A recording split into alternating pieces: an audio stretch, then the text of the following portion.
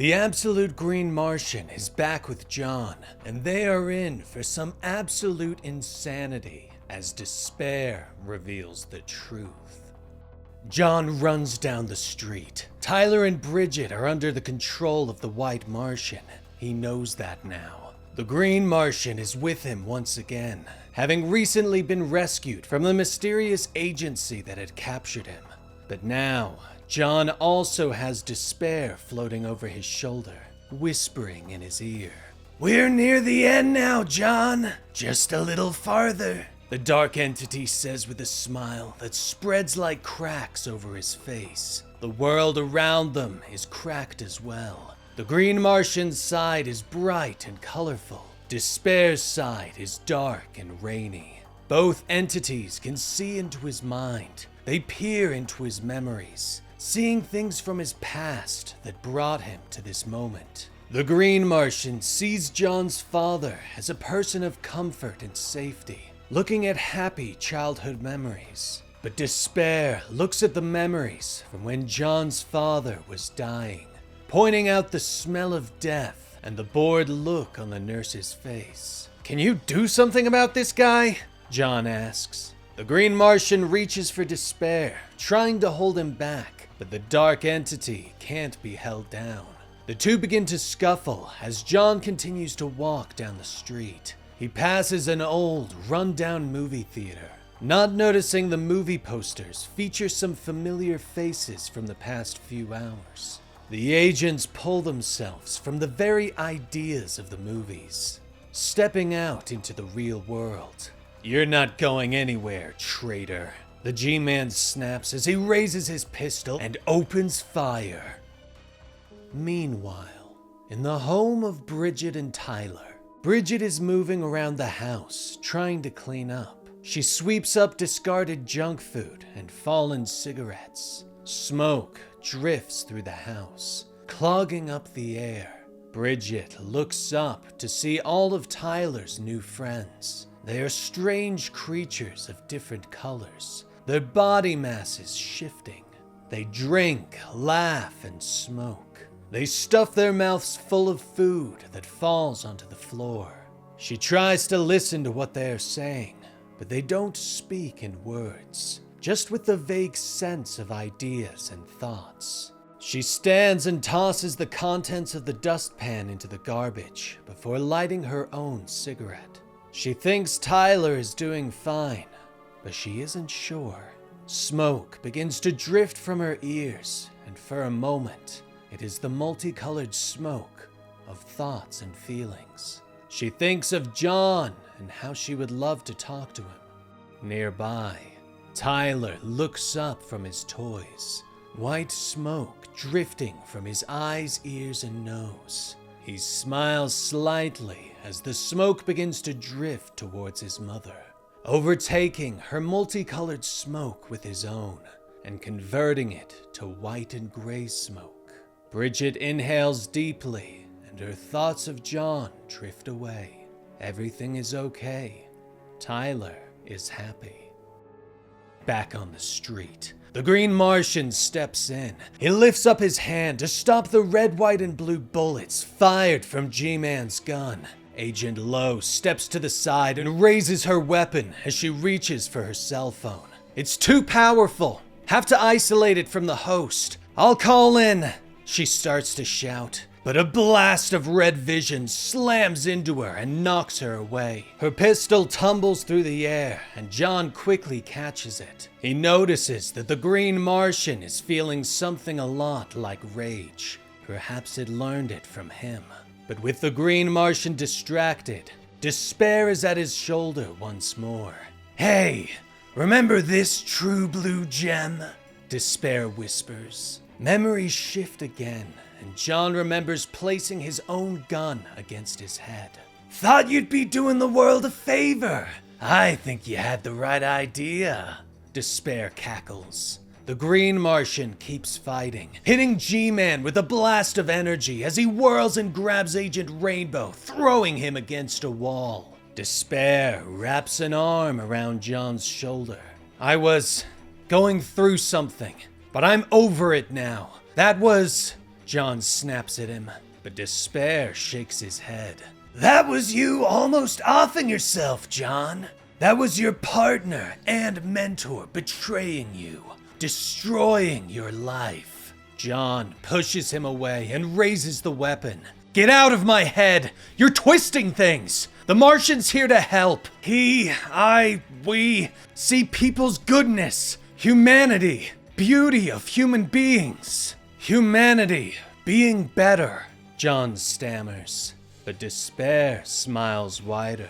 Goodness in humanity? Sorry, pal, I just don't see it, Despair says. Despair turns to the reader, holding up a large pair of scissors, offering them the ability to save lives on the next page. All they have to do is activate their Despero vision, cutting along the dotted line, so that they can prove to John that there is goodness in the world by cutting out the needless violence on the next page.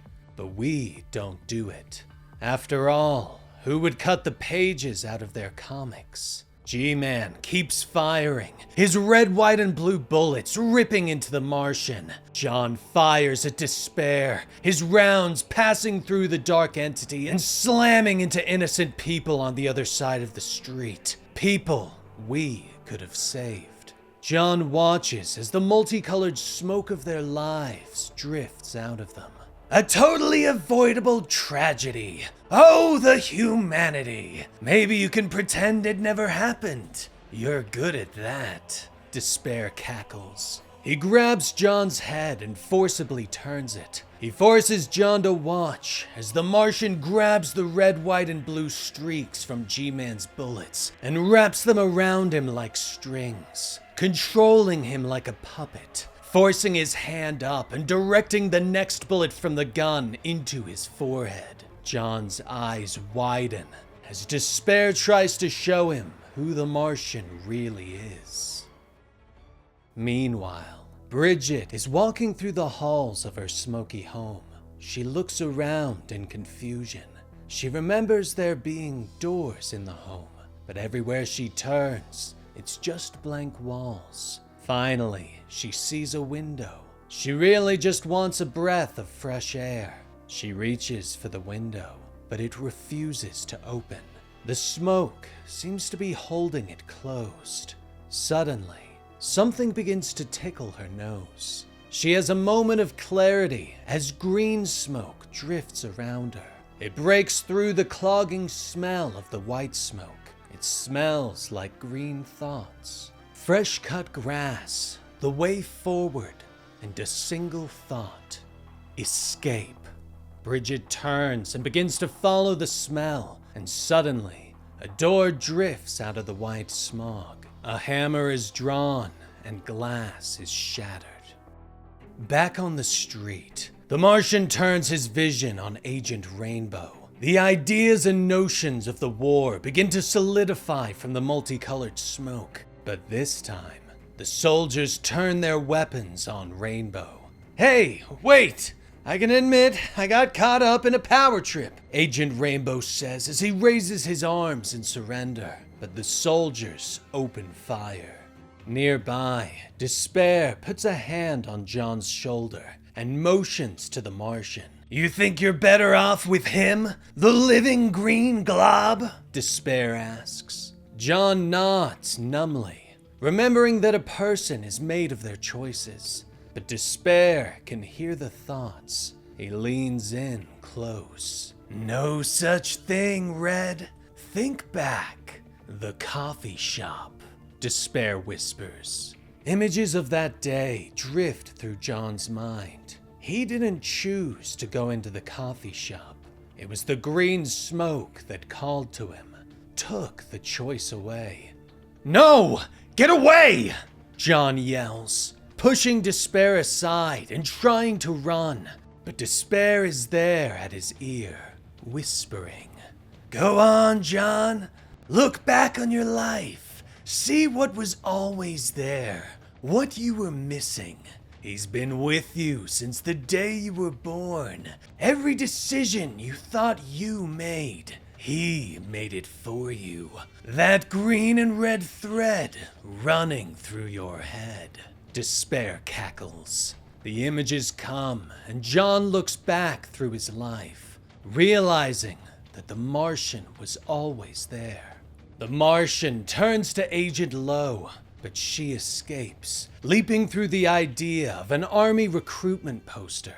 You're always asking yourself, why do people do what they do? But you know the answer. You just refuse to accept what it means. Is it really a choice if you can only ever choose the one way? Despair asks John. John tries to run, but the ideas are pounding in his head. Free will is a fairy tale, and John stumbles and falls to the ground. Bridget! Tyler! He gasps. Despair is there, though, standing over him. Tyler is dead, John! He died months ago, poisoned by a choco bar. Not a pretty way to go. No! John cries with tears in his eyes. You're not the savior, John. You're the destroyer. But don't worry, that wasn't your choice either, Despair tells him. But suddenly, John's not alone. Bridget has escaped from their home. She followed the green smoke, pulling her through the city until she finds John collapsed on the ground. But John's mind is shattered. What? Did you think all these cracks were just in your head? Well, they were! But what happens in your head also happens. Despair cackles as the sky begins to crack. But Bridget cradles John in her arms. I'm here, John, she whispers. Despair still cackling behind them. Back at their home, Tyler dances with the strange creatures that have come, white smoke drifting around them all. And that was the complete story for Absolute Martian Manhunter Issue 11 by Deniz Camp. This story is pretty crazy, and Andy told me it's pretty difficult to put it all into a script. So be sure to support the industry and go buy the comic to get the full glory of this insanity yourself. And stay tuned for next time when we get the finale for Absolute Martian Manhunter. But let me know what you thought. And like and subscribe to help out the channel.